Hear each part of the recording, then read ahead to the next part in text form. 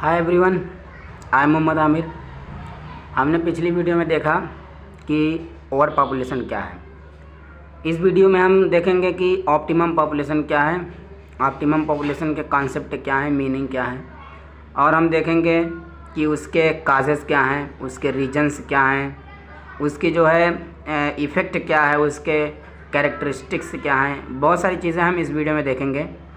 तो हम सबसे पहले देखते हैं कि कंसेप्ट क्या है, ऑप्टिमम पॉपुलेशन बेसिकली होती क्या है। ऑप्टिमम पॉपुलेशन तब होती है जब जैसे किसी भी कंट्री में या किसी भी रीजन पे वहाँ की पॉपुलेशन के नीड के अकॉर्डिंग, जितनी वहाँ की पॉपुलेशन के नीड है वहाँ पे उतने रिसोर्स भी अवेलेबल हैं।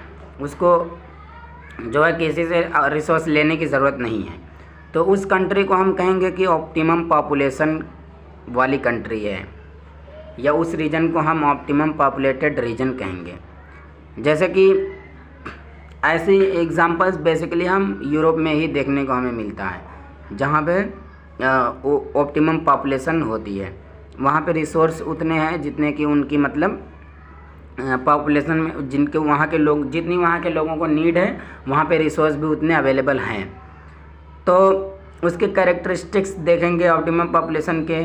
यहाँ पे पर कैपिटा इनकम जो है बहुत ज़्यादा होती है, यहाँ के लोगों की पर कैपिटा इनकम ज़्यादा होती है। यहाँ की लाइफ एक्सपेक्टेंसी जो है मॉडरेट होती है। मॉडरेट मतलब यहाँ पे ज़्यादा मतलब ऐसा नहीं है कि बहुत कम लोग जीते हैं, जिनकी ज़िंदगी बहुत कम होती है या बहुत ज़्यादा होती है, ऐसा नहीं है। मॉडरेट होती है मतलब न ज़्यादा न कम। जैसे कि पूरी दुनिया में सबसे ज़्यादा लाइफ एक्सपेक्टेंसी किस कंट्री की है, तो वो है जापान की। जापान में सबसे ज़्यादा लाइफ एक्सपेक्टेंसी होती है। वहाँ पे अगर एवरेज देखा जाए तो 86 ईयर लाइफ एक्सपेक्टेंसी होती है। लेकिन अगर इंडिया के कॉन्टेक्स्ट में हम बात करें तो इंडिया में लाइफ एक्सपेक्टेंसी होती है 66। नॉर्मल एक इंसान जो है 66 ईयर्स तक जीता है। और ऐसे कि लेकिन थोड़ा यहाँ पे अगर हम यूरोप में देखते हैं तो ये थोड़ा सा ज़्यादा होती है, इंडिया से थोड़ा ज़्यादा होती है। मतलब बहुत कम भी नहीं होती है, बहुत ज़्यादा भी नहीं होती है, मतलब नॉर्मल मतलब मॉडरेट लेवल पे रहती है लाइफ एक्सपेक्टेंसी। और यहाँ पे जो पास यहाँ पे it is possible in highly sustainable cities which is very much planned in nature. मतलब यहाँ पे हाईली सस्टेनेबल सिटी होती है। इस जहाँ पे ऑप्टिमम पॉपुलेशन होगी वहाँ पे हाईली सस्टेनेबल सिटीज़ होंगी।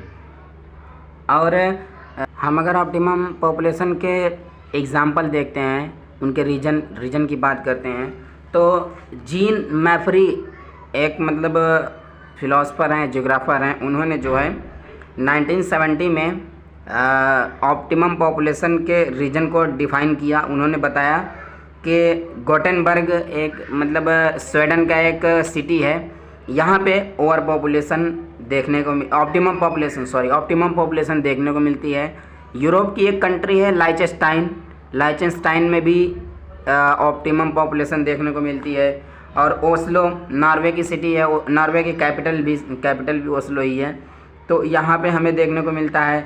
और अगर ऑस्ट्रेलिया में देखें तो मर्रे डार्लिंग जो वैली रीजन होता है, ये दोनों रिवर है, मर्रे और डार्लिंग, इनका जो वैली रीजन है उसमें जो है ऑप्टिमम पॉपुलेशन देखने को मिलती है। ऑप्टिमम पॉपुलेशन का इफ़ेक्ट अगर हम देखें तो इसका बेसिकली ज़्यादातर कोई इफ़ेक्ट नहीं होता है, ना इसमें पॉजिटिव इफ़ेक्ट है ना नेगेटिव इफ़ेक्ट है, क्योंकि यहाँ पे पॉपुलेशन नॉर्मल होती है। रिसोर्स भी यहाँ के नॉर्मल ही होते हैं, मतलब नीड के अकॉर्डिंग रिसोर्स और पॉपुलेशन दोनों बराबर होती है। तो इस वजह से यहाँ पे मतलब उतना ही मतलब लोग उतना ही इफेक्टेड हैं जितना कि मतलब होना चाहिए। ज़्यादा ना बहुत ज़्यादा किसी चीज़ का एक्सेसिव यूज़ कर रहे हैं, ना उनको किसी चीज़ की कम चीज़ें हो रही हैं, हर चीज़ मतलब बराबर है। तो इस वजह से इसका इफ़ेक्ट जो है ज़्यादातर देखने को नहीं मिलता है।